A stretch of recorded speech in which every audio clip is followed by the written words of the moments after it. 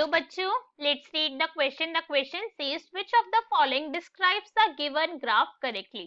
हमें ग्राफ के रिगार्डिंग में कुछ स्टेटमेंट गिवन है A B C and D और हमें बताना है कौन सी स्टेटमेंट ग्राफ को करेक्टली डिफाइन कर रही है. तो ये हमें ग्राफ गिवन है. यहाँ पे एक्स एक्सिस पे रिएक्शन गिवन है, वाई एक्सिस पे हमें क्या गिवन है, पोटेंशियल एनर्जी और प्रोडक्ट फॉर्म हो रहा है. A and B also is mentioned here और हमें सबस्ट्रेट के बारे में भी यहाँ पे बताया हुआ है. So now let's start the question. सबसे पहले अगर हम क्वेश्चन को सॉल्व करने का की कॉन्सेप्ट देखें, की कॉन्सेप्ट, तो भाई क्वेश्चन को सॉल्व करने का की कॉन्सेप्ट क्या है हमारे, कि हमें ऑब्जर्व करना है जो हमें ग्राफ गिवन है उसे आप ऑब्जर्व करो अच्छे से, फिर आइडेंटिफाई कर लो कि ए और बी क्या है, बिकॉज उसी के बारे में क्वेश्चन के अंदर हमसे पूछा गया है. राइट, तो यही काम करना है. स्टार्ट करते हैं. अगर हम ग्राफ को देखें तो हमने इतना तो पता है हमें कि भाई यहाँ पे क्या हो रहा है, एक रिएक्शन कैरी फॉरवर्ड हो रही है और इसको पोटेंशियल एनर्जी का, उसके अंदर हमें ग्राफ गिवन है रिएक्शन वर्सेस पोटेंशियल एनर्जी का, और यहाँ पे प्रोडक्ट की फॉर्मेशन हो रही है. अब अगर हम ए को ऑब्जर्व करें, ए को अगर हम ध्यान से ऑब्जर्व करें तो इस टाइम पे हम देख सकते हैं कि यहाँ पे ये जो एरो मार्क्ड है, ये ए जो है यहाँ पे, ये ए एक्चुअली में क्या है, एक्टिवेशन एनर्जी है. क्या है ये, एक्टिवेशन एनर्जी है. अब एक्टिवेशन एनर्जी से क्या मतलब होता है कि वो एनर्जी क्या है, ये वो एनर्जी जो हमें देनी पड़ती है किसी भी के थ्रू दे, हम यहाँ पे हम हीट प्रोवाइड करें या फिर हम ऐसे कोई सबस्ट्रेट डाल दे या फिर हम एंजाइम्स प्रोवाइड कर दे, कि जो थ्रेशोल्ड है, ये देख रहे हैं हम लाइन डॉटेड वाली, कि इस लाइन को क्रॉस कर जाए, बिकॉज इतनी मिनिमम एनर्जी चाहिए. ये क्या है, थ्रेशोल्ड है, कि अगर इससे कम हुई एनर्जी, इससे कम हुई पोटेंशियल एनर्जी रिएक्टेंट्स की, तो रिएक्शन कैरी फॉरवर्ड नहीं हो पाएगी. तो ये कितनी है, तो बहुत छोटी सी है. कैसी है, ये काफी लो है. अगर हम बी से कंपेयर करो आके आप इसे, तो ये तो भाई बहुत ज्यादा है.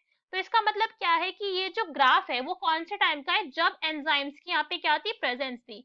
यहाँ पे थी presence of enzyme, because enzyme की प्रेजेंस के अंदर ही क्या होता है, एक्टिवेशन एनर्जी रिक्वायर्ड होती है काफी ज्यादा कम, बिकॉज एंजाइम क्या कर देते हैं, रेट ऑफ रिएक्शन को कर देते हैं फास्टर, रेट ऑफ रिएक्शन को कर देते हैं फास्टर, कैरी फॉरवर्ड नहीं करवाएंगे. अगर रिएक्शन नहीं हो सकती तो नहीं होगी, मगर अगर रिएक्शन हो सकती है तो उस रेट ऑफ रिएक्शन को कर देते हैं फास्टर. अगर नहीं प्रेजेंट नहीं होंगे तो क्या होगा, तो रेट ऑफ रिएक्शन फिर स्लोअर रहेगा. तो इसका मतलब क्या होगा, उस केस के अंदर एक्टिवेशन एनर्जी ज्यादा रिक्वायर्ड होगी. राइट, तो अगर हम बी को देखें तो बी हमें यही शो कर रहा है कि जो एक्टिवेशन एनर्जी देनी पड़ी हमें वो ज्यादा देनी पड़ी. तो बी क्या है, बी भी एक्टिवेशन एनर्जी है, एक्टिवेशन एनर्जी है ये भी एनर्जी. और ये किस केस के अंदर है, ये एनर्जी ये ज्यादा है, कैसी है, हाई अमाउंट के अंदर है.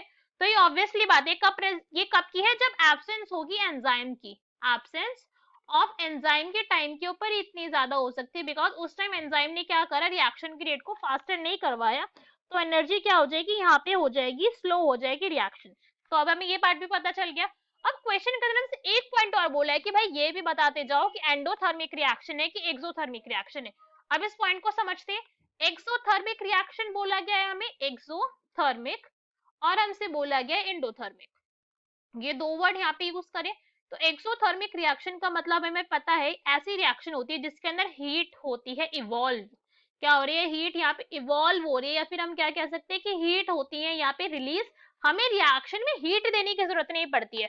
तो हम देख ही सकते हैं कि भाई हमने तो कहीं पे हीट नहीं प्रोवाइड करी, तो ये कैसी रिएक्शन है, एक्सोथर्मिक रिएक्शन, बिकॉज हमने हीट नहीं दी. हमने क्या दिया, एंजाइम की प्रेजेंस थी तो रिएक्शन हो गई, नहीं थी तो नहीं हो रही थी, स्लोअर रेट पर हो रही थी, एक्टिवेशन एनर्जी ज्यादा देनी पड़ रही थी. और बी और इंडोथर्मिक रिएक्शन कौन सी होती है, जिसके अंदर हीट होती है इन्वॉल्व. क्या होती है, हीट होती है वहां पे इन्वॉल्व, दैट मीन्स हीट हमें करवानी पड़ती है प्रोवाइड, कि भाई दो हीट मुझे तभी मैं रिएक्शन हो पाऊंगी, वरना मेरे लिए पॉसिबल नहीं है होना. सो क्वेश्चन को अब ऑप्शन रीड करते हैं. तो फर्स्ट हमें क्या गिवन, एंडोथर्मिक रिएक्शन, नहीं एंडोथर्मिक है तो यही से गलत हो गया, तो फिर सी ऑप्शन भी गलत है. अब ए और बी में से चेक कर, बी एंड डी में से चेक करते हैं. सो बी में हमें क्या given, exothermic reaction with A in the presence and B in the absence of enzyme.